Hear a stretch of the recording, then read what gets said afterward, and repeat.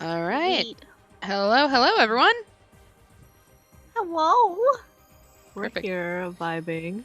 Your mic did swipe over. I had set up wrong earlier because I hadn't had Oh caffeine. no. But it looks like your mic is working. So if Oh, thank you can't goodness. hear Mana in the comments, just let us know and I'll reset. I'll just cry a little in the corner. It's okay. No, just Happens. kidding. All right. Yeah. So we're back on 428 Shibuya Scramble. Lemur is not with us tonight. She's got some stuff going on at work and some stuff going on at home. So yeah, I believe she should be back with us on Thursday, so we'll be back on Phoenix Wright, but don't hold me to that. So what did we do last time? I actually remember. So Yeah. we did the Burning Hammer demo. It was a fucking disaster. Yeah. We died. Yeah, so Okay. remember that we beat the martial artist from Bride after losing to her at rock paper scissors 800 million times. We suck at that. We suck at that. Admittedly, if we threw anything but paper, it might go better. Yeah. I mean, but details. okay. But we ended up taking her out in an actual fight, which no one wants to be, beaten by a girl in a cat suit. So she retired after that. Unless you're into that. Now, unless you're into that. This isn't the sexy kind of cat suit still, though. So, True. so we rushed back to the demo. It went horrifically. Chiri decided she didn't need to sweat anymore. It did not go so well. Our Mr. Yanagashita ends up getting trampled. The entire demo falls apart. And he starts moping a little bit. They get the costume guy to come look at our costume, and we're still stuck in it. Real great.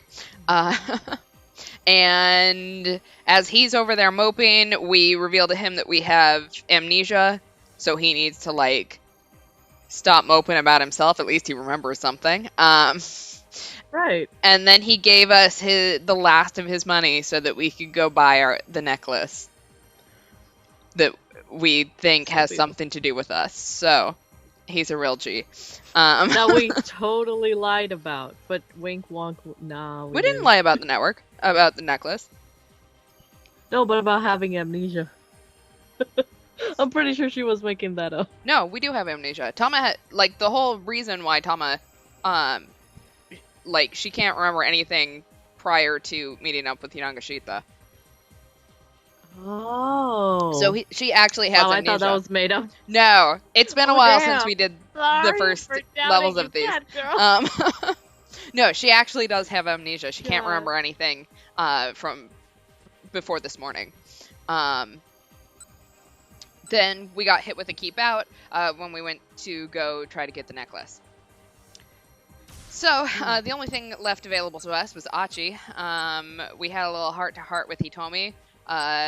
Locked ourselves in the Wandering Angels, what is it, supply room? Prop room? Whatever those are called. Got to hang out in there for a bit. Called for help. Susumu called us a fucking asshole, and did not help us whatsoever. Hitomi has been trying to get in touch with Tanaka, and he's not picking up. Which has led us to the fact that we just got murdered by a man with a cane because she was in there. Yeah, it was not fun. She was in there trying to make her phone call, all concerned. So we have a bad end for Achi. We have a keep out for Tama. Achi's needs to be fixed, it looks like, by Osawa, because Tanaka is currently unavailable. So we need to do something to make sure that he's available during this hour. Kano we unlocked because with Tama we created Achi created the traffic jam when we were trying to get away from the foreign attackers. I feel bad having to call them foreign attackers, but since we've got like 4 different people on our trail at this moment, I need some sort of way to keep them apart. So we've got Kano ready. Yeah. Minorikawa, it looks like, is unlocked because now the Burning Hammer demo has gone on. Or we can go fix Osawa. So who do you want to do? Let's fix Osawa. Okay, I don't actually know what we need to fix because it's been so long since we did... Oh, but we did unlock something. Wonder what we unlocked. We did. Okay, so let's take a look at his things. Okay. Oh, Kajiwara. Oh, God help me. That face will haunt my dreams. Yeah. Every okay. time. So the 2 options. Yes. #simp responsibly. Simp responsibly. Yes.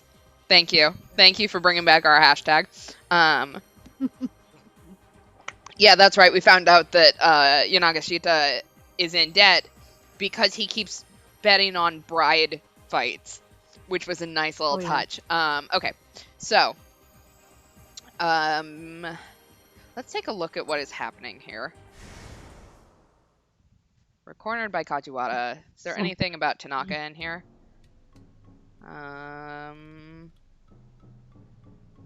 Nope. Wow, it's just so creepy. It's so creepy. And that, just I have no idea what that... Okay, so we're going to start, messing with some stuff. It happens. Okay. Yeah. So, this...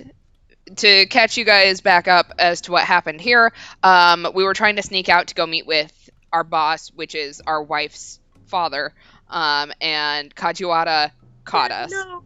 So last time we lied and said we're going to buy some cigarettes. Instead, so do we want to tell the truth this time, or do we want to just keep it a secret and tell him it doesn't concern you? He hella sus, so I don't trust him. I have trust issues.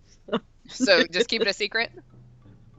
Yeah, why not? All right. He needed to keep this a secret. It doesn't concern you.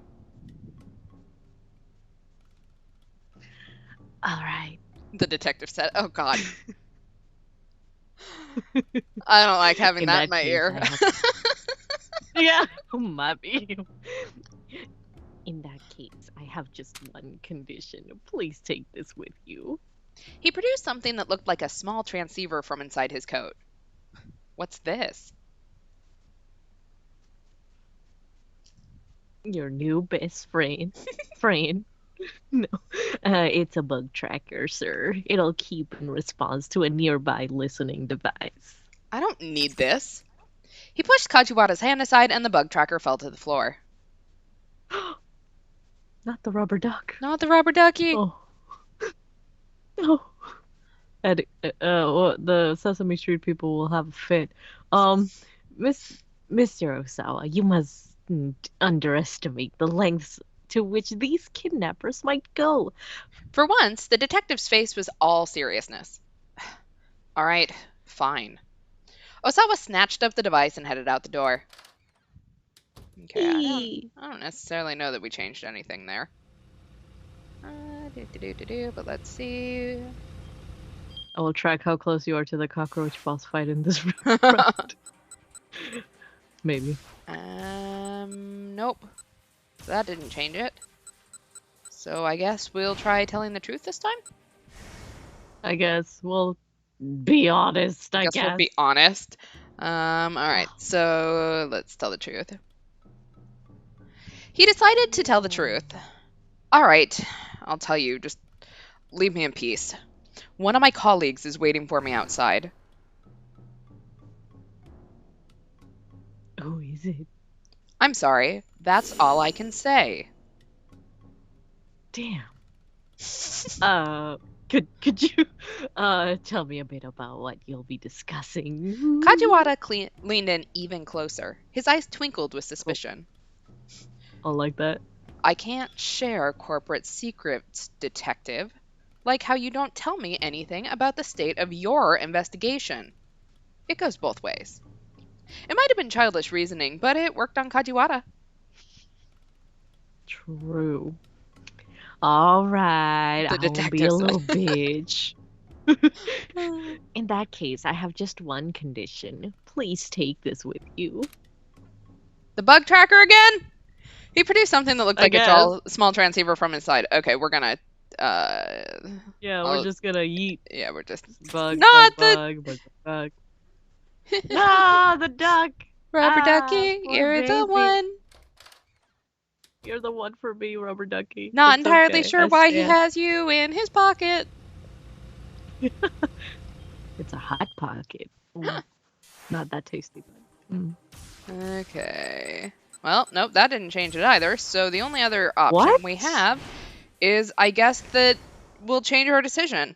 So All right. for this Well, we decision, had to go through that uncomfortableness. oh, so many times. So this decision was our boss is putting pressure on us to not take the deal from the U.S. company that is trying to hire us on. So we basically get blackmailed into saying that we won't do it. So last time we tried to get our way out. Guess we'll try the other one this time. All right, Osawa said. He had no choice but to fall in line. It would be around 10 p.m. local time for the American firm. He decided to call his contact's personal phone. The headhunter was shocked to hear that Osawa wanted to decline the position. When he pressed for the reasons behind the decision, Osawa hung up. Wow, visibly relieved, like a champ. Makino let up a fresh cigar. Oh, yes. Let me see if that's... Because I saw the...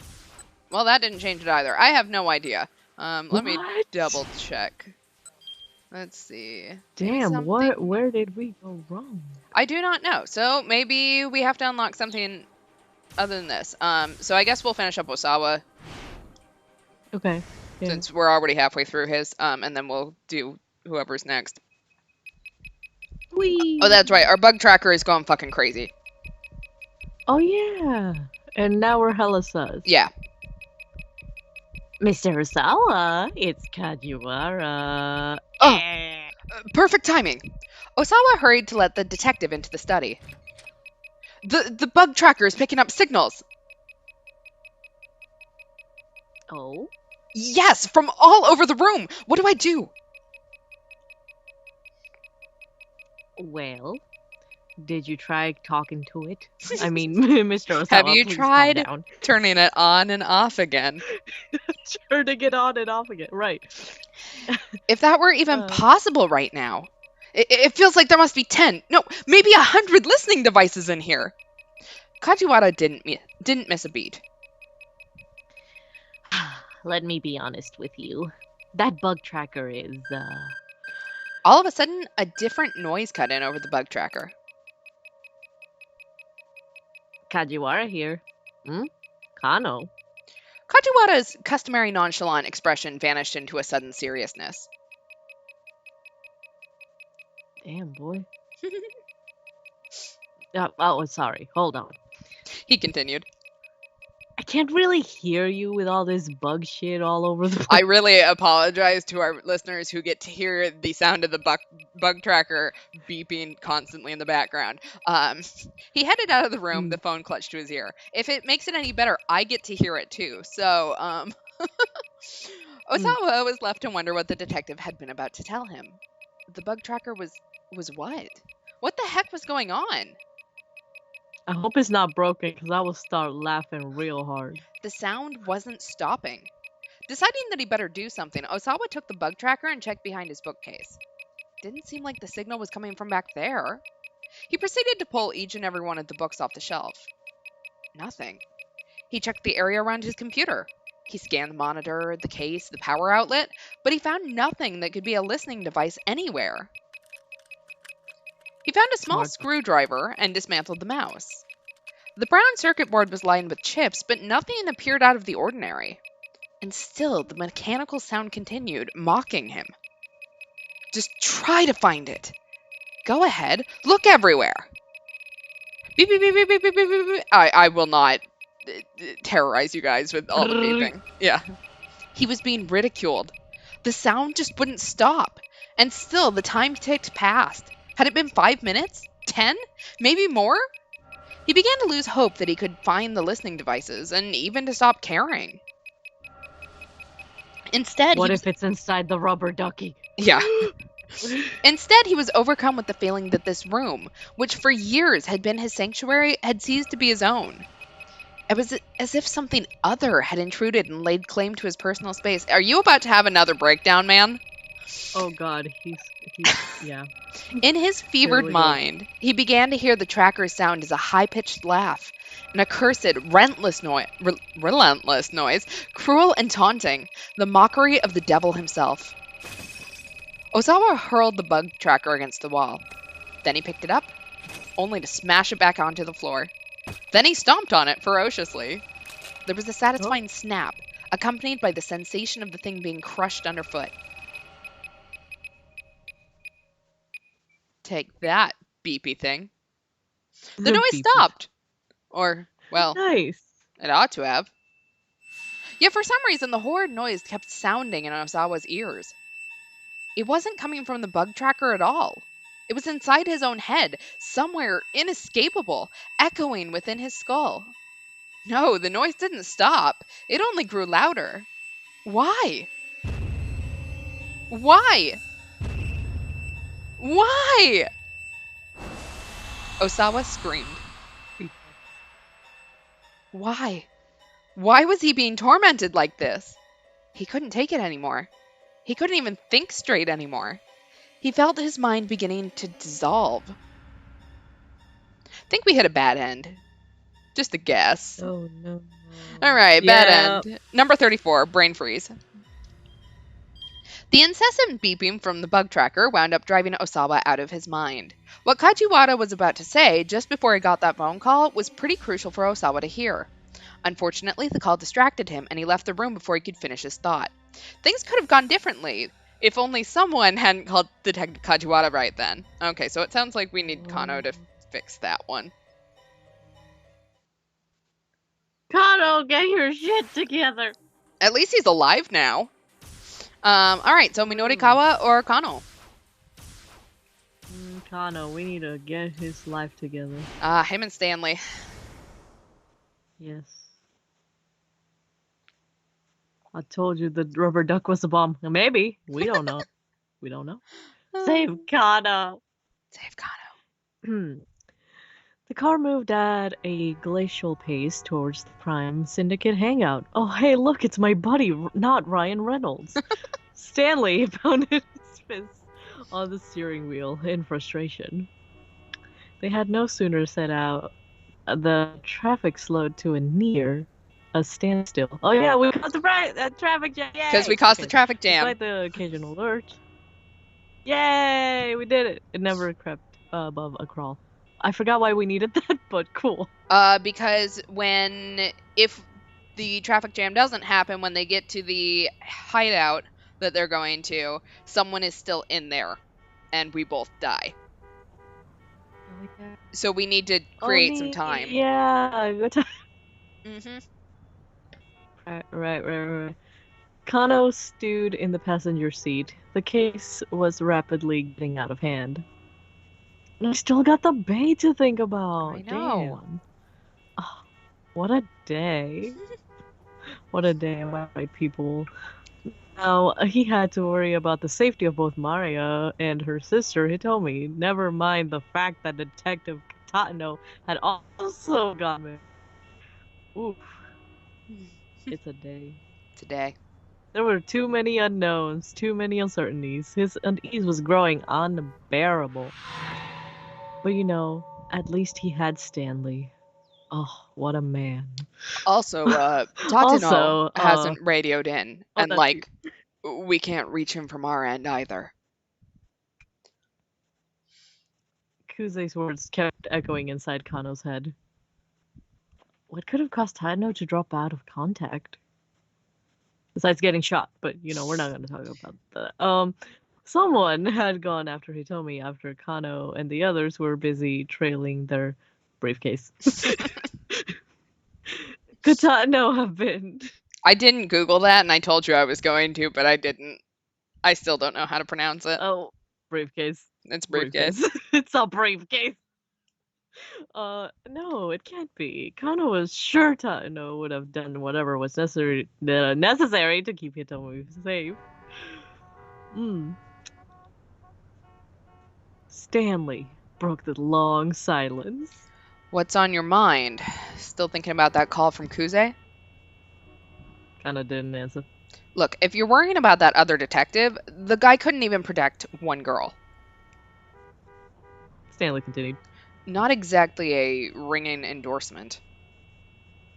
Oh, don't talk about Detective Tano that way. I'm offended. I'm concerned about Hitomi Osawa, but the missing briefcase needs to come first. Oh, Hashe? Okay, sure. What about that?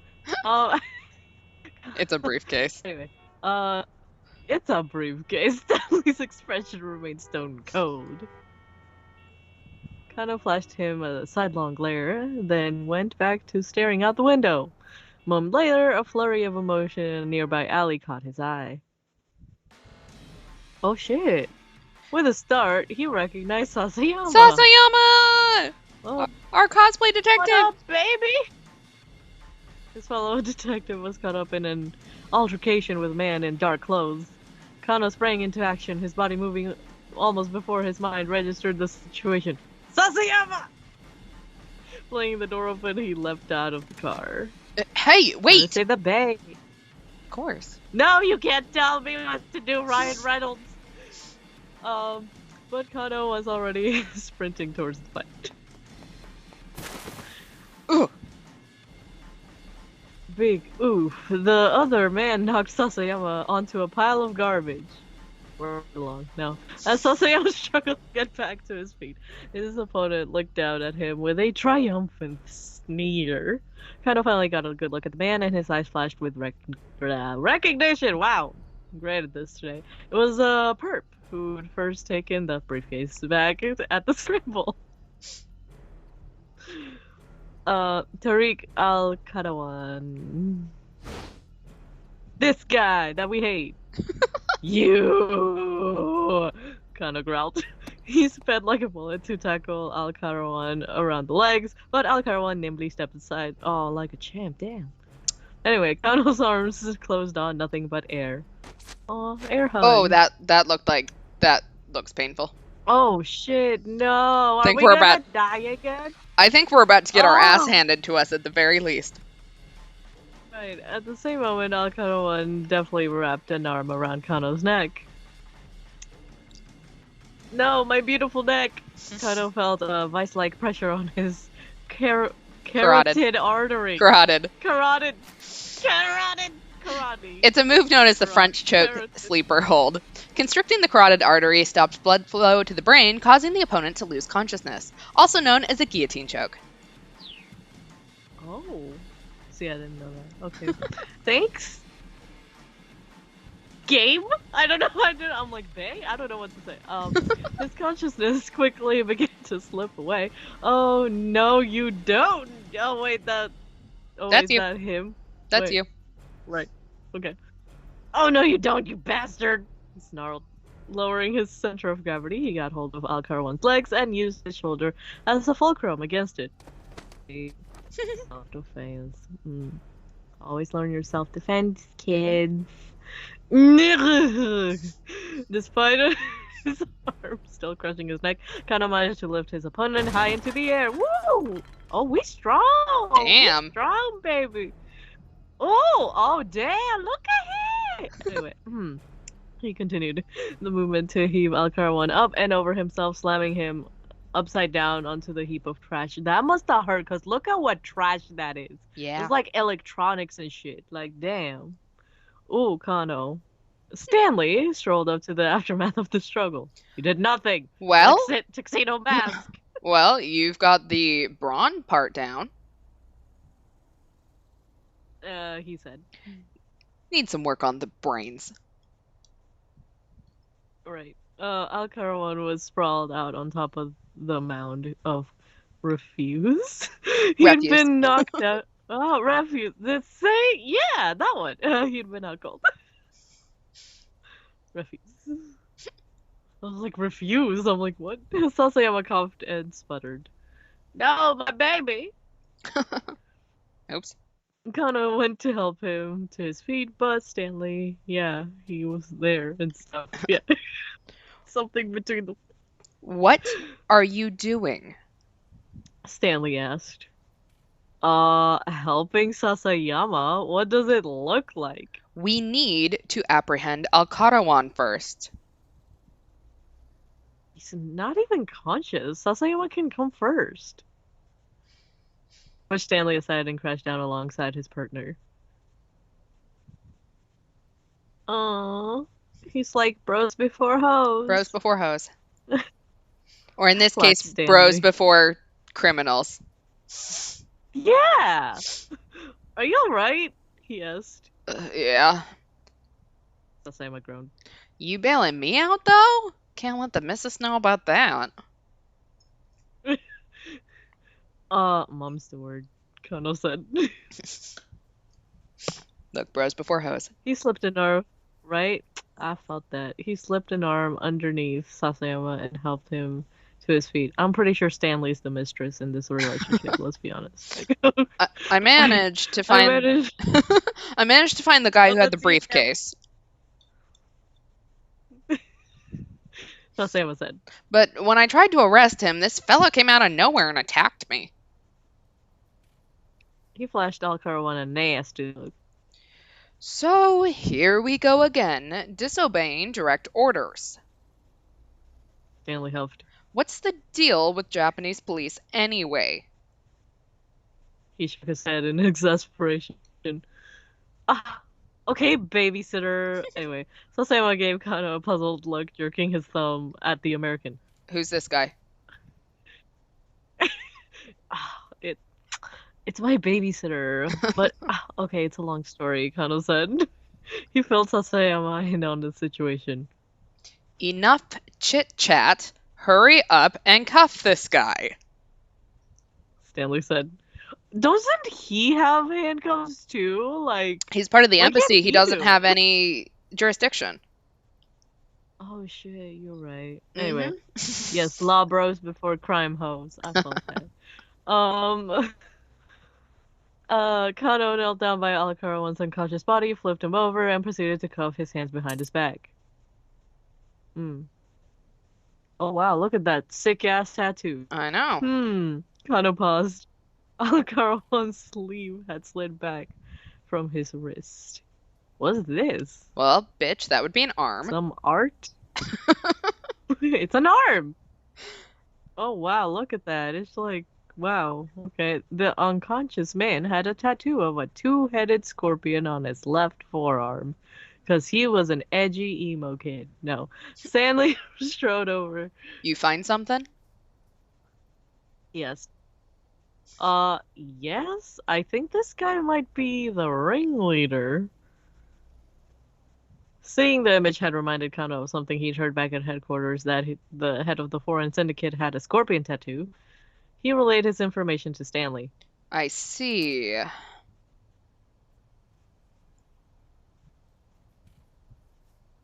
Stanley called up Kuze on his cell. You'll be happy to know that the guy with the briefcase is still at large. He said. Apprehending the ringleader at this point shouldn't be an issue. One of your so very capable subordinates gave us a big step forward in the case here. Wait a second. Thanks, Mom. Thanks, Dad. No. Sasayama murmured. That was sarcasm, wasn't it? Stanley hung up and called him over. Think you can escort this guy back to the precinct? Yeah, sure. Seeing how very capable I am. Damn. Kano felt his phone vibrate. Phone go brrr. Anyway. The display showed an incoming call from Rumi. It's the Bay! It's the Bay. Yeah. Who is not a movie star. Right, not a movie star. Hello? He answered warily, keeping his voice down. Stanley had him a little on edge. It's me. It was Shizuo. Oh, fuck. Hey, Daddy. I mean, Dad. Oh, fuck. I'm messing up again. Fuck.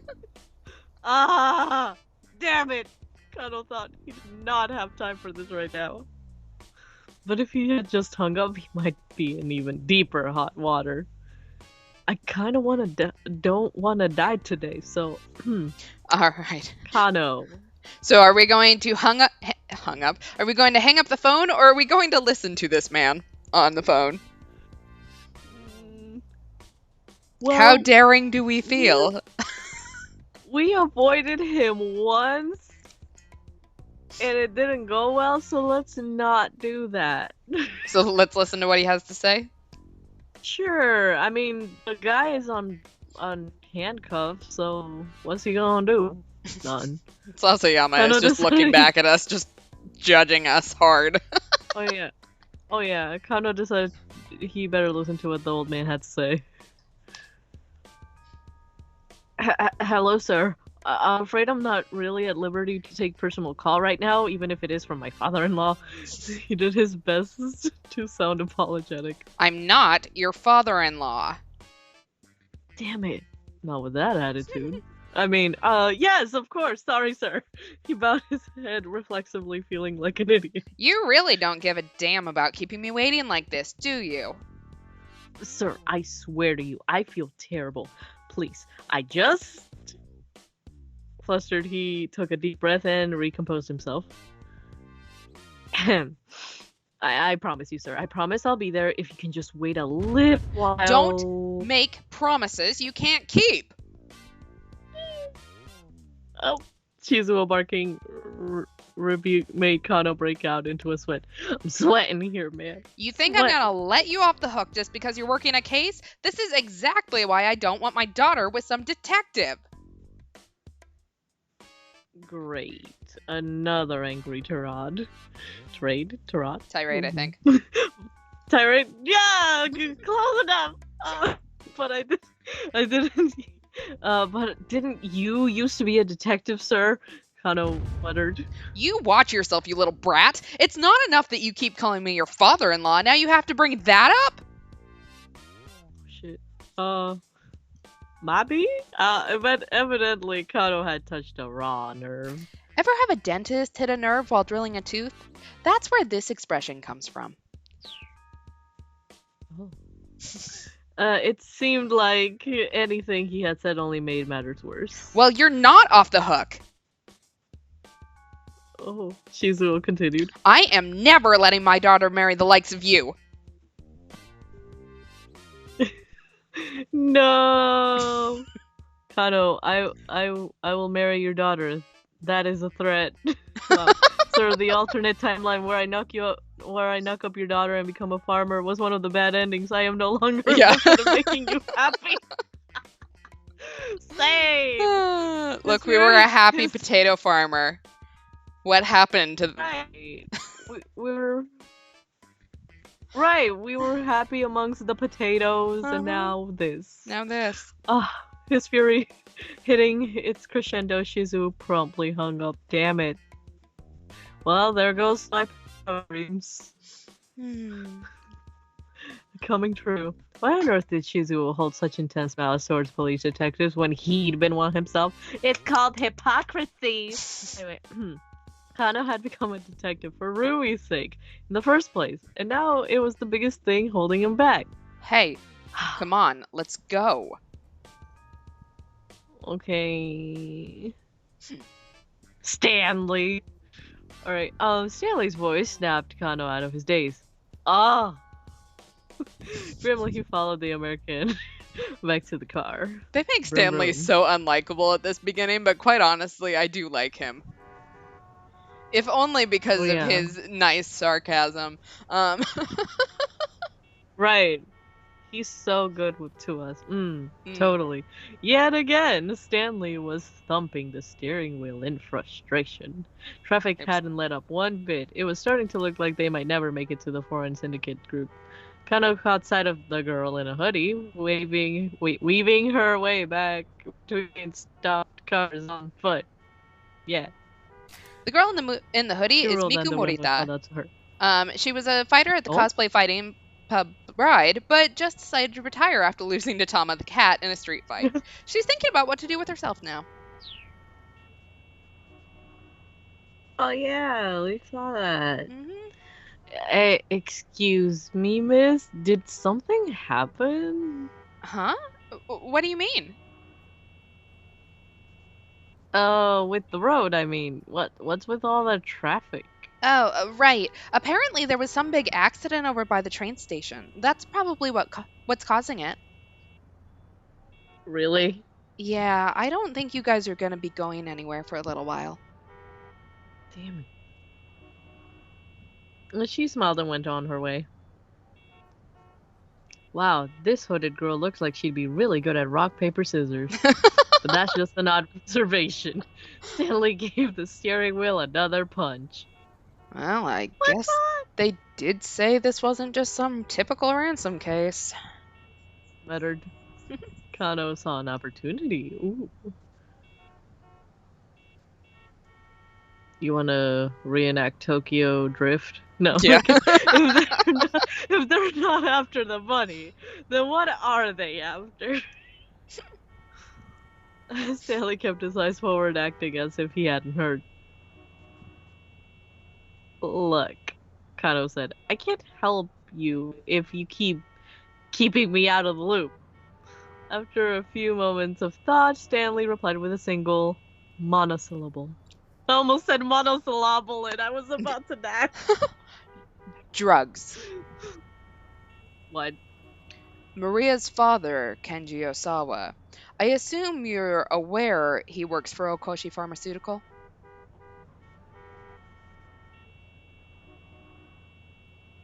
So we're gonna do drugs? No. No. Well, yeah, I guess I am. Nothing's been made public yet, but Osawa recently oversaw the development of a new drug, and someone is trying to get their hands on it. It's not at all uncommon for a new drug to be in development for 15 years or more with expenses totaling 20 to 30 billion yen, which is roughly 200 to 300 million US dollars, before it's approved.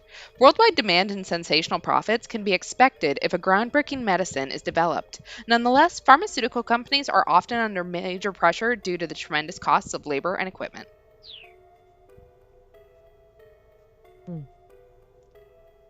Drogas. Yeah, you're right. It's drogas. Mhm. Anyway, Kano's mind latched onto the new information, trying to assemble the pieces of an evolving puzzle. Hopefully, it's a Millennium puzzle, because damn, that shit's amazing. Someone who. An international criminal mastermind. This foreign syndicate is merely a tool in someone else's game. Kano regarded Stanley's face carefully. He looked more cold and serious than ever. So wait, does that mean that the reason we're letting the syndicate walk around unfettered is on my orders? Yes. Damn, Stanley. I see. Okay. So the only thing you're really concerned with is catching this international mastermind? Precisely. Damn, boy. Kano felt like he was starting to get a picture of what sort of person Stanley was. You're a really cool bitch. So you don't really care what happens to the girl who's been abducted, do you? Not particularly, no. Why? Do you have a problem with that? Well, yeah. Yeah, I do. Kano clenched his fist. His hand was shaking with anger. He angy. No talk, he angy. Oh wow, look at that. Beautiful. Dictum number 8. When you really want to punch something, you really probably shouldn't. Unless that thing is Stanley. Then yeah, go ahead, I guess. Kano recited the words inwardly like some sort of desperate mantra. If he didn't manage to calm himself down, he was liable to slam his fist right into Stanley's big old beautiful handsome face. Anyway. But let's face it, boys have cooties. So outside the car, the traffic remained at a standstill. Kano shaved against a feeling of utter futility. And one after another, his uncertainties came to nag at him. Was Maria still safe? What had happened to Hitomi and Tatano, her bodyguard? Find out next time on... Yeah. No, okay. Anyway, now, on top of all this, it struck Kano as rather careless to send Sasayama away with Al-Karawan without any backup, now that Jack had alerted him to the presence of a dangerous international mastermind still on the loose. Isn't that great? Fighting back his fit of pique, Kano got out his cell phone. Ooh. Fit of pique, to do something impulsively out of irritation, resentment, or the like. Similar to doing something in a huff. Alright, are we going to dial up Sasayama? Or are we going to dial up Kajiwara? We're not doing that because someone's gonna go insane. Yeah. We're not doing that. Also, someone finna go cray-cray. We have the option to call our work wife or the creepy ass dude. Why would you not call your work wife? Right. Your work wife is better. He deserves all of our love. Gumshoe Geekdom number 8. Punch it hard. Yes, I approve of that. Punch it hard. Anyway, he dialed up Sasayama, the Bay, obviously. He wanted to make sure his partner had gotten Al-Karawan back to the precinct safely, and not gotten punched in the face for some reason with a foot. Because his hands are handcuffed. Anyway, Sasayama picked up almost right away. Kano? What's up? Male wife. Yes, work male wife. It's my work male wife. How are things on your end? Any problems getting Al-Karawan back? Nah, I've got Tatano taking care of him. Yay! I mean, wait, what? Kano could hardly believe his ears. You were in touch with Tatano? He asked. He couldn't hear the shock in his own... Wait, he could hear the shock in his own voice. Yeah, just bumped into him over by the precinct a little while ago. Then he is safe. Kind of felt a surge of relief. What about Hitomi then? Stanley glanced over at him, curious. Oh, fuck. Tatano says he lost track of her somehow, and then he got called back to the precinct, apparently. Oh, shit. Tatano had lost track of her? That's not like him, Kano thought. Since he was heading back there anyway, I handed our guy over to him. Sasayama said. I see. Kano was glad to hear that Tatano was alright, but his relief was tempered by a surge of anger at the thought of what had happened to Hitomi. Now I'm back to tailing the briefcase. Sasayama continued. Today's my wife's birthday, you know. The plan is to wrap this thing up ASAP so we can celebrate tonight. Already got a present and everything. Oh, but I thought you were my male wife. I mean, I envy you, man. Closing his eyes, Kano took a moment to picture Rumi. Like, I'd like to point out, I just found out, like, what male wife meant, and the only thing someone used to describe it was cooks, cleans, and fucks. And that was the only explanation I got. Apparently that is peak male wife, and I will never forget that. So, if you were wondering how to classify a male wife, it is, do they cook, do they clean, do they fuck? And if they do all three, they're their best male wife. They're perfect male wife. Perfect male wife. Oh, beautiful. Anyway, write fanfics now! Yeah. But Chizuo's face popped into his mind's eye right alongside her. Ew, I don't want that in my fantasy. Well, just hang in there, buddy. When I close my eyes. Even if your girlfriend is just a picture of Masami Nagahama. You're so mean to me. Masami Nagahama is a Midoriyama Academy graduate and national celebrity. Her popularity shows no signs of slowing down after she played the female lead in such films as The Beast That Hoarded Gold at the Heart of the World and The Swidden Fortress. There's another nationally famous actress with the same name, but it's a nationally known fact that the two are completely separate people.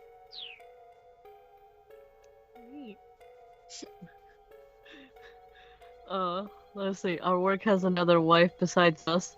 Player. I know. Way of the house husband implies way of the male wife. Sure. Yeah, we'll go with that. Isn't that a manga? I think that was manga. Anyway, no idea. Still snickering, Satayama hung up. I think it was like about a mafia dude and his wife. Yeah, same. Anyway, Kano bit his lip and slipped his phone back into his pocket. Yes, that was my male wife. Thanks for asking, Stanley. Mm-hmm. He cooks, he cleans, he fucks. Easy. Yes. At long last, traffic began to move again. Finally. Oh, that looks good. Oh no! Almost as soon as it did, however, Stanley had to slam on the brakes. Fuck! The abrupt stop made Kano smack his head against the wall. Damn it! Sir! Are we dead? Sir, all you've got to do Hey, what give? Is wear your fucking seatbelt. Look. True. Stanley said. He gestured with his chiseled chin. Mm-hmm. Very chiseled. Okay. The crimson chin. Oh, very, very chiseled. Oh, shit. Kano couldn't believe his eyes. There, walking along the sidewalk ahead, was Al-Karawan, very much not in custody. What the fuck? What the hell? Kano shouted, already hopping out of the car. Not again! Stanley was right behind him. They crept up on their target as silently as possible, then rushed once they were close. Da-da-da-da. Not again, bitch! In a moment they had subdued him, Kano used his body weight to hold Al-Karawan down. What are you doing out here? He demanded. Whoa, huh? Guess you didn't get the memo, huh? Al-Karawan flashed a coy grin. They let me go. What? Let you go? I think your buddy here might have listening problems.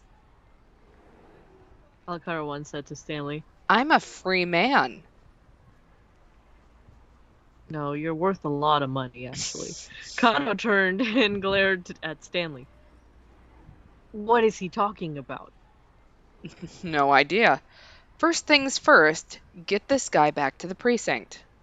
I'll head to the syndicate hangout by myself. Oh, shit. You don't think this is weird? Kano asked. I mean, what the heck is this guy doing on the loose again? What matters is that he is free. Maybe he's telling the truth about being let go. But that's ridiculous! Then I guess he must have escaped on his own. Stanley replied. In either case, your buddy screwed up royally. Now it's on you to unscrew things. Oh. Don't talk about my male wife like the way. Alright, none of this right with Kano, but the fact remained that he couldn't just let Al-Karawan go. He gave Stanley detailed directions to the hangout, and the car sped away towards Yoyogi. Then Kano headed back to the precinct with his captive, trying to reassure himself that he might learn something from questioning Al-Karawan that would help resolve the case. Alright, buddy. You coming with me again. Kano sat opposite Al-Karawan in the interrogation room. He'd been attempting to interview the suspect for about a quarter of an hour. Al-Karawan sat ramrod stiff, not responding to any prompts or questions.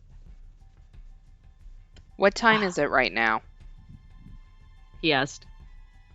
They'd taken away his watch, his wallet, a small knife, and his keychain.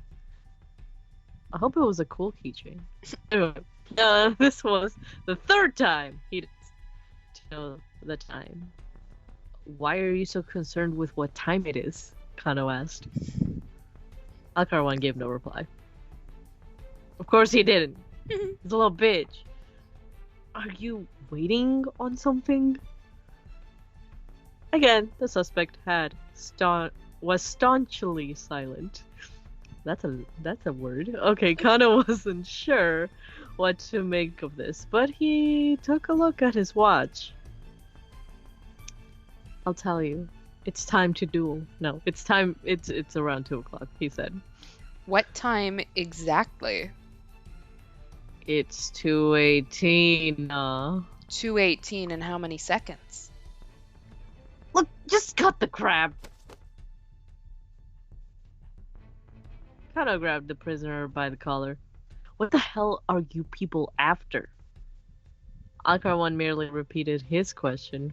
What time is it right now? Oh wow, you've lost it, bitch. With a growl of aggravation, Kano shoved his wristwatch at Alcarwan's face. It's 2:20. Alcarwan said. Okay then. That should do it. Well, what does that mean? The interrogation fell on for several more hours. Wow. Despite Kano's best efforts, however, Alcarwan said more. During all that time, the case continued to develop in unexpected ways. But Kano, stuck in the interrogation room, knew nothing about it until everything was already over and done. Oh no, is this a bad end? Looks like a bad end. It is a bad end. Alright, number 26, questioning Alcarawan. While Kano performed admirably in recapturing Tariq Alcarawan, ironically his action actually disrupted the investigation. Maybe letting the syndicate run free for the time being really was the right call. Someone can do something at 1340 that throws a wrench into Kano's activities thanks to the involvement of unrelated parties, and Kano's reaction will make the investigation play out differently. Okay, so something at 140.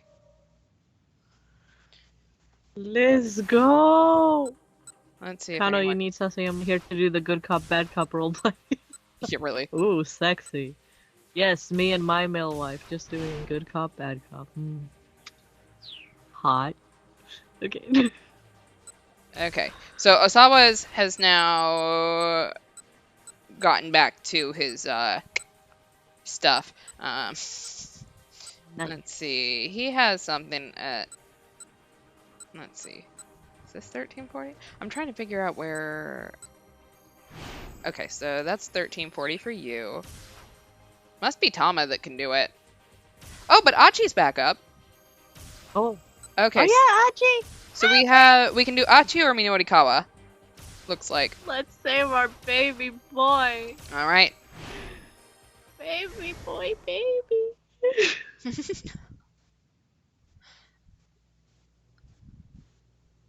Alright. Achi died.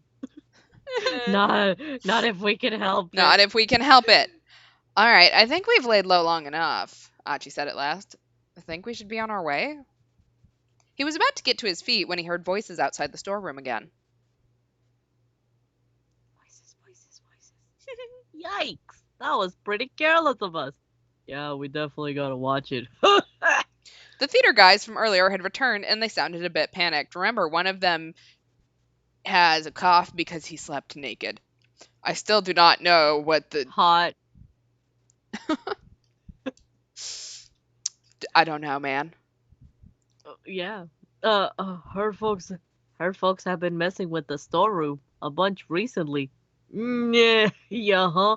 And did you hear who's behind it? Some juvenile delinquent. Like a gang? Wow, that takes me way back. I remember I was in a gang. Achi rushed over to the door. He tried turning the knob, but the door wouldn't budge. Oh, come on! Are you freaking kidding me? He paced frantically around the room, pulling at his hair. We're locked in! And that door was the only way in or out. Achi and Hitomi were well and truly trapped in the storeroom. This is all my fault, Achi said. It was my idea to hide out in here in the first place. He bowed to Hitomi repeatedly. We're never going to be able to find that blue minivan now. I guess I'll have to get someone on the outside to help us, Hitomi replied. She scowled thoughtfully. They powered their phones back on in order to call for help.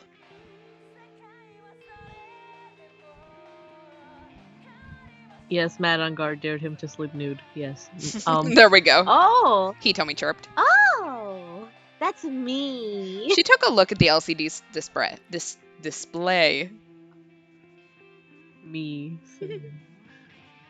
It's an email from Mr. Tanaka. Ah, okay. Okay, I have no idea how we freed up Tanaka, but you know what? Whatever. Good times. We did it. Why not? Yeah. Hitomi began typing out a response with practiced ease. More wild delusions rose in Achi's mind. Wild delusions are ideas or fantasies conjured up in one's mind with no logical or factual basis. People can become deluded for varying reasons about a whole host of different subjects. Thankfully, Achi's delusions here are of an ultimately harmless sort. Nice. Harmless, mildly creepy. It's fine. Oh, wow. What is this, Oran High School Host Club? Stealing a quick glance at Hitomi, he noticed her gazing happily at the phone screen. His delusions ran even more wild. Oh, wow. Yeah, it's definitely Oran. Definitely Oran. While he was still fretting furiously, Hitomi finished typing her response. So, what did you wind up saying? Achi asked. I explained the situation. That we're trapped in a storeroom, you've got some guys chasing after you, and you're looking for some van? Yes. I also asked him to please keep this a secret from my family and the police. Whoever this Tanaka guy was, Hitomi sure seemed to put a lot of trust in him. A short while later, Hitomi's phone chimed with a reply. She checked the screen in a flash, all eagerness. Alright. Achi, alright, are we going to ask, so what did he have to say, or do we just pretend we didn't notice? Let's just ask, because we're nosy little hoes. We're nosy little hoes, but also we're jealous, and this is like teenage cute. Yes. Let's get dramatic. Of course. Achi couldn't help but ask, so, what's that Tanaka guy have to say? A hint of jealousy slipped into his voice. Nice. I got you. I got you where I want you. Anyway, he says he's going to try to find the minivan for us. Huh? If he just comes and lets us out, I can go look for it myself. He says he wants us to hide out here a little longer. What the hell? Seriously? He says that if someone is after me, it's safer to stay here where we are. Yeah, I'm out of the running, Achi thought to himself. This Tanaka was clearly pretty concerned for her. And there was really only one reason a middle-aged man would think like that. Alright, fine. We'll wait. Achi turned his own phone off, then slumped back in a huff. Oh, now it's makeout time. Yeah. I mean, Perfect time to make out. Unfortunately, I think we are going to waste this time. You got time now. After 20 more minutes in the storeroom, the two were sitting in silence. Achi had run out of things to talk about. Do you think you'll ever be friends? What? Do you think you'll ever be friends again? You and that one guy, Susumu, I think it was. Hitomi's question caught Achi off guard. He stammered, unsure of how to respond. Hitomi shook her head. Oh, I'm so sorry. I barely know you. That was insensitive of me. No, it's all right. I mean, sometimes I wish things could go back to the way they used to be, Achi said. He let out a tiny sigh. What that Kiryu guy said was the truth. I I was the guy who founded SOS. Do you know what I mean by that? He told me, gave a slight nod. I mean, I never wanted to be in charge of a gang or anything, but I knew that if I left, SOS would just fall apart, and I didn't want everyone else to get all caught up over who would take my place, you know? So I thought long and hard about it, looking for a way for folks to stay friends even after I was gone.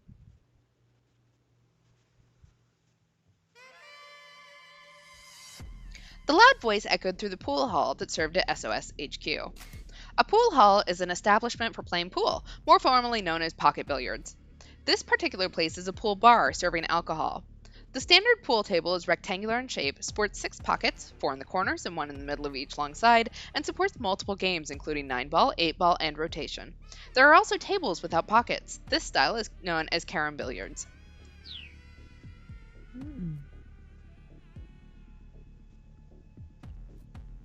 What do you mean you're leaving? Susumu was positively red in the face. I was like, where am I? Oh, fuck yeah. You're our founder, Achi. You can't just up and quit. Susumu had been almost like a younger brother to Achi. If anyone was going to try to stop him, Achi knew full well it would be Susumu. Look, I'm not gang leader material. All I've been trying to do is make sure we're all able to have fun. That's not true, Susumu said. Think about all the stuff you taught us. Don't you remember?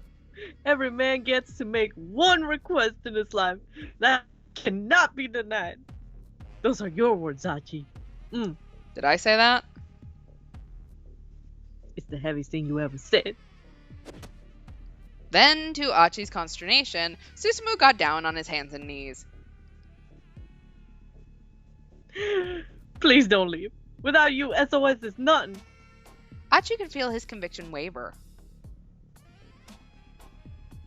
I'm begging you here. From one man to another.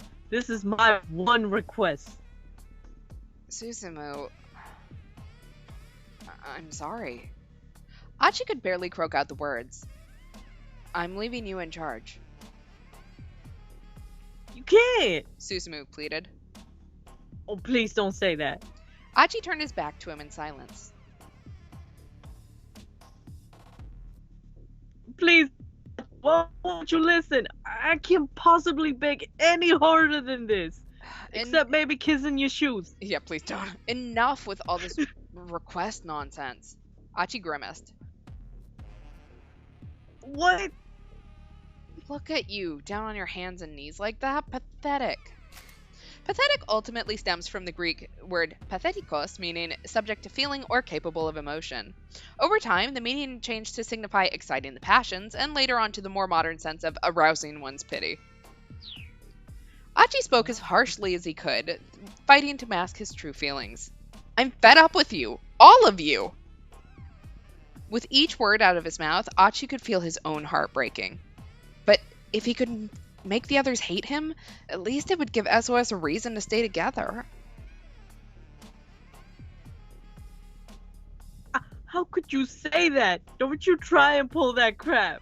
Susumu's tone had changed from sadness to anger. Fine then, he railed. I'm never asking you for anything again. I'll do what you want. I'll take the reins of SOS. Achi looked away, waving vaguely without looking back. Good luck. I mean it. Once he'd stepped out of the pool hall, he wiped his sleeve across his face. It came away wet with tears. Oh no. Poor Achi. Baby's been through a lot and he's like a fetus. Yeah. Sometimes I think that maybe I could apologize to those guys and we could go back to the good old days again. But that's never gonna happen. Not unless Suzune gets better. He stared into the distance at nothing in particular. At least he'd sorted out how he felt about his former pals. Is there nothing that can help your sister? Hitomi asked. She needs a heart transplant. And the problem with heart transplants is that the timing is tricky. Even if there's a donor available, the transplant has to be performed within 4 hours or things get dicey. Heart transplants are the act of surgically implanting one person's heart into another's body. Such an operation is typically only performed on a patient with severe heart disease who cannot survive without a new heart. There are strict requirements that must be met before a heart can be transplanted, however, chief among them that the donor must first be brain dead. Oh, wow. Because the lack of oxygen causes damage, referred to as warm ischemia damage, and in any organ removed from a human body, a transplant must be carried out and blood circulation restored within a certain time window, known as the total ischemic time. In the case of a heart transplant, total ischemic time is only 4 hours. Helicopters and charter jets are frequently used to rapidly transport hearts for such operations. Ooh. Oh wow, I didn't realize. Someone with a heart that's a match for Suzune would need to die somewhere near her, somewhere that they could perform the surgery within that 4-hour window. The odds of that happening are so small, it would almost be a miracle, which is what my sister's been waiting for. Achi thumped the left side of his chest. If my heart would do the trick, I'd gladly let her have it. Damn it! And I've got a strong heart, too! Oh, baby. He thumped himself on the chest again and again. He didn't mention it to Hitomi, but Suzune's blood type made finding her a heart transplant even more difficult. She had Bombay blood. Bombay blood is a type of blood that does not correspond to the more common types of A, B, O, or AB. In some instances, a standard blood typing yields a result of O in such individuals. First discovered in the city of Bombay, now Mumbai, on India's west coast, the blood type takes its name from that city due to its relatively high incidence rates amongst the inhabitants. Wow. It was one of the rarest blood types in the world. Apparently, there were only a few dozen people in all of Japan who had it. Rare blood types such as Bombay are scarce enough that even nationwide blood centers seldom have them in sufficient supply. For this reason, when such blood types are discovered in everyday testing, samples are quickly taken to be frozen and stored at temperatures lower than 80 degrees below centigrade. If Suzune were to ever receive a heart transplant, it would need to be from someone who also had Bombay blood. Achi? Hitomi sounded like she was on the verge of tears. Did the, suicidal thing there scare you at all? Wow. Right. She must feel really bad for Suzune. Or be looking at you like Bay material, but like Oh, she has Yu-Gi-Oh plus blood, maybe. I don't know. if you did manage to find a heart for your sister, what would you do? Kill the man. I mean, no. No. What do you mean? Say if you happened across someone who has the donor match. I would do anything. Anything? Yeah. Whatever it took. I'd risk my own life if it meant helping Suzune. I mean, at that point, I'd assume God had granted me a miracle or something, you know? Well, guess what, bitch? I have Bombay blood. Yeah. Maybe. Mr. Tanaka? Unfortunately for these two, it's not Mr. Tanaka. Right now, Tanaka is at the Osawa residence on his way to speak with Kenji Osawa, who's washing the dishes after lunch. He knows how to wash dishes? Oh, wait. I assume that he is learning how to wash dishes right now. Hitomi's voice was barely a squeak. So proud of him. I know. For a moment, all was silent. Maybe it's just a cat? Achi suggested. Or not. I don't think that's a cat. Suddenly, someone hit the door hard. It sounded like they were trying to break the law. This is how we die. It's fine. Oh, You really think that's Tanaka? Achi asked. I'm not sure. If it were him, I think I'd probably say something. I mean, he'd probably say something, not me. Achi grabbed Hitomi's hand. We better hide. The two of them slipped behind a large piece of plywood stage dressing. The door swung open with a loud creak. Oh, hey, look, he's got a cane. No. In stepped the man with the cane. Get the fuck out, bitch. We don't want you. What the heck? Achi whispered. What's he doing here? Being a little bitch. Gun drawn, the assassin prowled slowly around the storeroom. Achi and Hitomi crouched behind the plywood prop, trying not to make a sound. The man moved out of their line of sight. Achi gazed longingly at the door. Achi risked a peek around the corner of the plywood. He still couldn't see the man with the cane. The door was maybe 5 meters away. What should they do? All right, are we gonna make a run for it, or wait for a safer chance? Oh shit. We gotta do the fake out, make out for real this time. Wait. Oh god, I'm so scared. He has a gun. He does have a gun. He has shown that he will use it. Right. I guess we'll wait, because if we go too fast, then we might get shot. And that's not good. All right, we will wait for a safer chance to escape. No, they needed to wait for a safer chance to escape. Achi heard the sound of a cell phone vibrating from behind a tall piece of plywood leaning by the door. The assassin stepped out from behind it. He still hadn't spotted his quarry.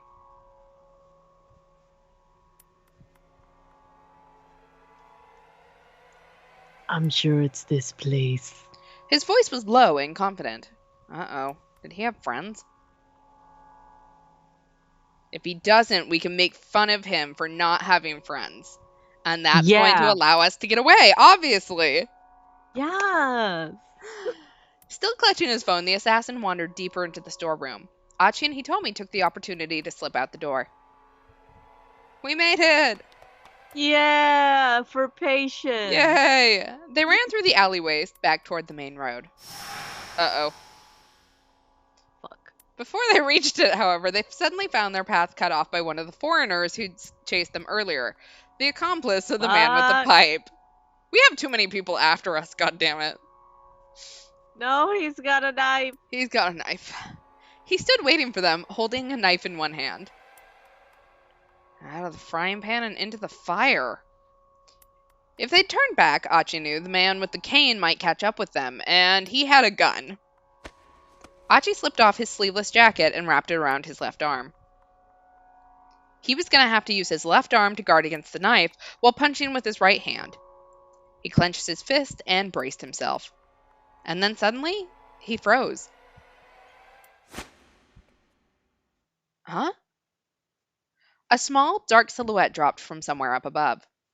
Landing deftly, the newcomer lunged forward toward the man with the knife, closing the gap between them in the blink of an eye. Is he a ninja? Oh! The figure delivered a swift chop to the back of the man's neck. He dropped to the pavement like a dead man, finally giving Achi a clear view of the shadow behind him. It's Naruto. No, who is that? Sailor Moon, Sailor Mars. Not sure. You always have to listen when you do your character designs. You have to have a silhouette that is able to. Anyway. Mm-hmm. Achi couldn't believe his eyes. It was a small-statured young woman with Middle Eastern features. Oh.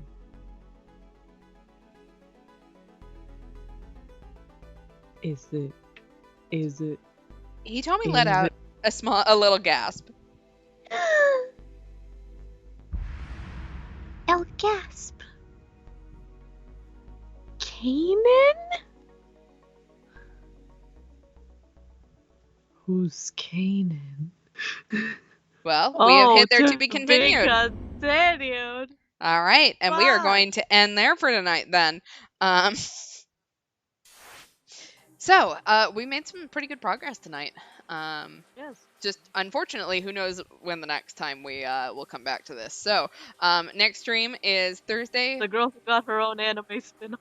Exactly. Yes, you're right. I still haven't seen that anime spin-off, but It's really good. Anyway, I've heard it. It is. I just, my list is so long because too long. I put down the titles and then I sit there and go, great, now I need time. Right. Oh god. But yeah, like Kanan, 10 out of 10.